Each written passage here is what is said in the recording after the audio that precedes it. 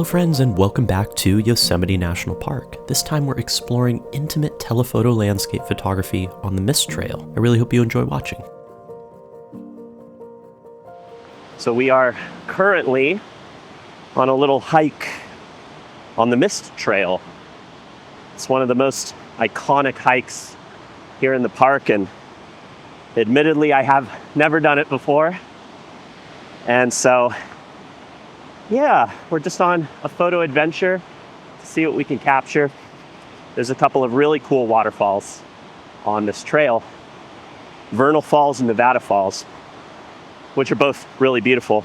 But one thing we're doing is just kind of looking around us, seeing what kind of interesting abstract potential there is on the ground, in the trees, even looking at some of the little streams that are coming through to see if we could find any other interesting photo opportunities. You know, the best part of a hike is to just enjoy the hike and see what potential there is. It's not just about that final destination, that final waterfall. It's always important to look around and see what else you can find. So sure enough, we found some incredible things to photograph on the trail, and even though we found a beautiful rushing river and little waterfalls, our favorite thing to shoot was this tiny little stream. And here's what I captured.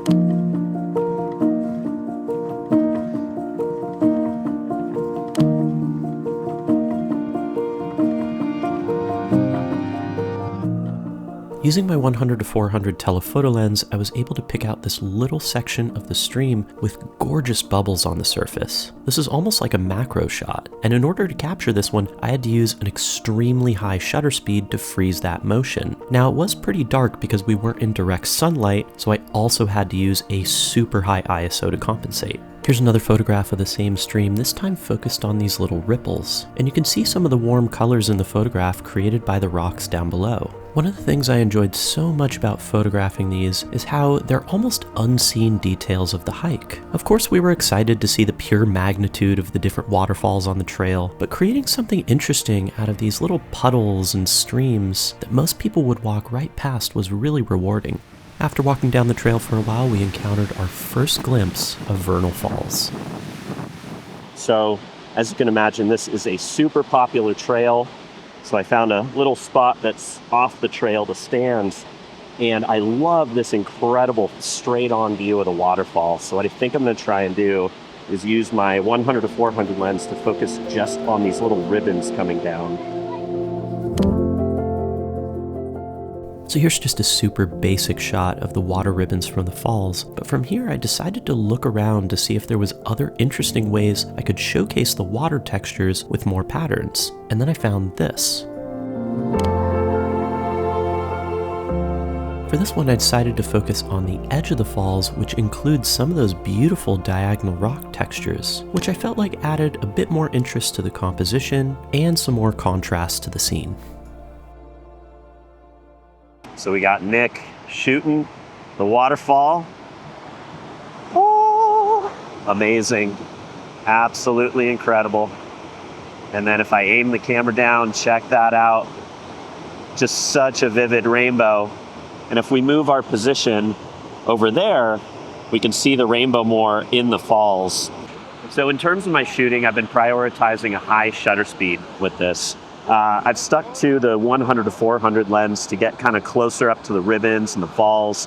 And then I also did put a polarizer on my camera, and there's two reasons for this. The first is I can help to kind of bring out the rainbow more, but also it adds as a layer of protection because chances are this lens is going to fog up, and then once it fogs up, I can just take it off and let it dry, and then I can shoot with my, regular lens and a lens hood too. So it kind of works out really well.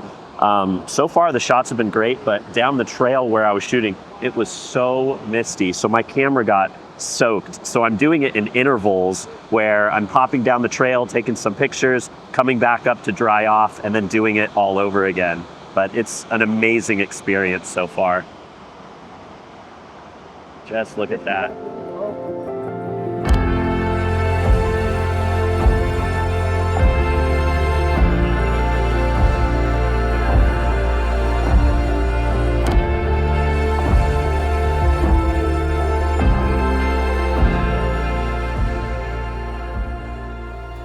If you followed the channel for a while, you know that I'm an absolute sucker for finding rainbow patterns in my landscape photography, and this was just spectacular to witness. I tried using a lot of the same principles as my last few images, focusing on a high shutter speed to really capture all of the texture, but the most challenging part about these images was getting that rainbow to be in a pleasing position of the falls. After a little trial and error, I was really happy with the way these turned out. So we're just taking a little breather in the sun, letting the stuff kind of dry off. And the polarizer, like I said, ended up completely fogging up. So I'm just letting it catch some sunlight, and already it's totally good to go. So if your polarizer, filter, or lens ever gets a little fogged up, just let it catch some sunlight. Whew. This is an awesome trail. Look at this. A little bit downhill. Don't want to fall, but they got the guardrail up, so it's all good.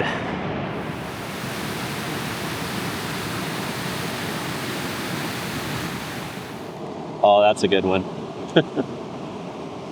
So we made it to the top of Vernal Falls, but instead of focusing on the waterfall, we're focused on the river that leads up to the waterfall, and we're focusing on some detail shots. So let me show you what this looks like. So here's just at about 100 millimeters, but if I zoom on in here, we can really isolate these little splashes. They look so cool, but everything is happening really fast. So in this video clip, it's hard for you to tell what's happening, but as soon as I do a super high shutter speed, and when I mean high shutter speed, I mean like more than 2,000th of a second, you'll freeze all that water and it looks incredible. So let's give this a shot here. I found a few different patches that look really nice where the water is spilling over a rock and creating those little splashes. Aim my camera in this direction. Right now I'm just doing f6.3, which is the lowest that my camera can do at 400 millimeters. I'm bumping my ISO to ISO 800 so that I can get a much faster shutter speed. Right now I'm shooting 1/2500th of a second. If you front focus, you'll get more of the the water in the foreground and then blur out in the background, or you can find areas where you can layer the water, get some that are blurry in the foreground and in focus in the background. So we're playing around with some different techniques here, also trying to see how we can isolate the splashes against a darker background. So sometimes the tree trunks or the rocks will make a really nice dark background for the splash. Let's see if we focus in this section, if we can get a good one.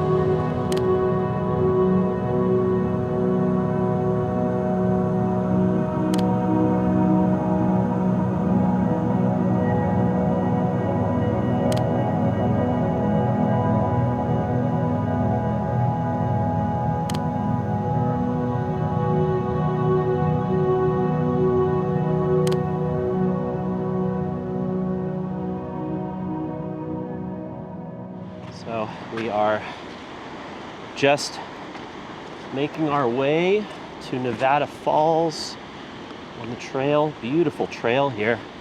You can just see the top of it peeking beyond this tree. So once we get above this little ridge right here, we should get a nice clear view of the waterfall. All right, well, I lied a little bit. Looks like we still need to go a bit further to see the waterfall, but I can see the top right now, and it looks awesome. So let's see if we can get a good view. So we made it to Nevada Falls. Oh, look at that. Absolutely incredible. Nick's got the zoom out, trying to get some of the trees in here that are catching some of that mist. It almost looks like fog. But just look at the power of this waterfall. So I got the 16 to 35 to see if we could kind of get some wider perspectives of the waterfall, and trying a few different compositions kind of along the river. I don't really know if they're going to turn out or not. We'll have to see. But also on here, I have a filter. I got my polarizer, but this time it's a polarizer mixed with a ND64 filter.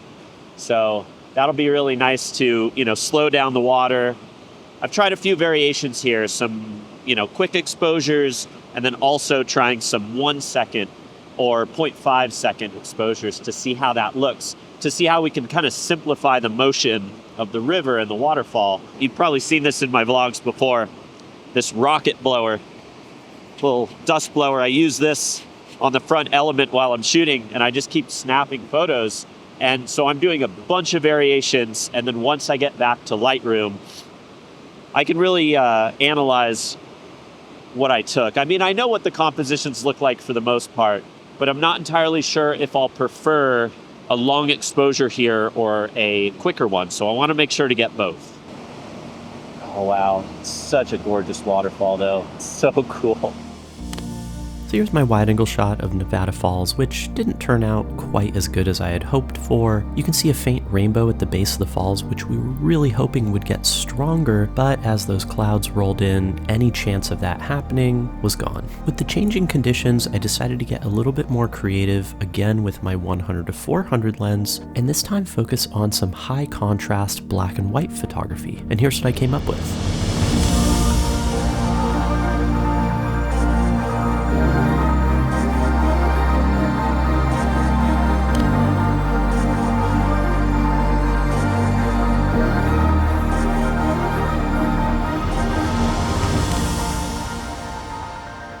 It's important to remember that no matter what the conditions give you, there's always something interesting to photograph. And I think in this case, these images do a great job to show the sheer power and magnitude of this waterfall. After taking these, we realized it was getting a little bit dark, so we decided to head back down on the trail. But of course, as we wandered back, we looked for more interesting things to photograph. And sure enough, we found some really interesting tree bark to create an abstract pattern out of.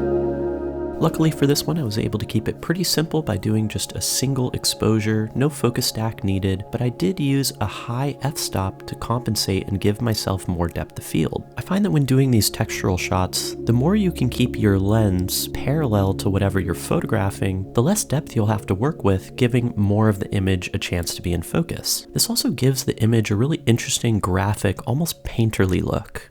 All right, so we're just on our way back. See the falls right there. Here's what the trail looks like going down. A lot of steps, very wet, very misty, as the name implies. But the waterfall still looks really nice right now. So we took a few shots of the waterfalls to use light, but it's getting pretty dark here, so I don't know how many more we'll take. Maybe a few more. I do have my camera out here just in case. Got the 28 to 200 millimeter on here just to stay versatile. I really don't want to switch my lens. So yeah, we'll see if there's any more photo potential, but beautiful hike. Absolutely incredible. Worth the experience, even if I didn't get a shot.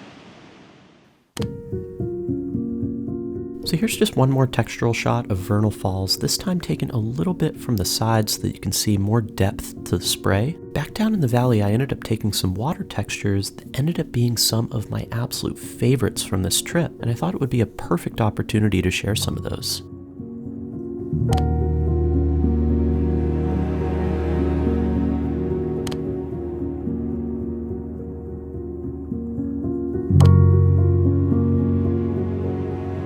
See, I'm using a lot of the same principles for these images that I used for those photographs taken on the trail, with one key difference, and that's shutter speed. For these ones, I decided to drag my shutter just enough to really simplify all of that motion, and that's something I'm always thinking about when I'm photographing water. Would the scene look better with some of that motion simplified to give it more of a dreamy, smooth look? Or are those little textures and moments the thing that actually makes the photograph interesting? For these ones, I love the simplicity and the painterly look, as well as capturing that beautiful color contrast of the reflected light. Now, what you saw in this video is only a small portion of what I shot in Yosemite National Park. So make sure to stay tuned for the next episode where I show you some of my favorite images I've ever captured here, as well as some pretty awesome adventures. With that, I really hope you enjoyed this video. If you did enjoy it, please give it a thumbs up and consider subscribing to the channel for more. Also, if you want to learn more from me, I just put out my new tutorial classes with Learn Nature Photography. This is our second tutorial installment, and here's a preview for it.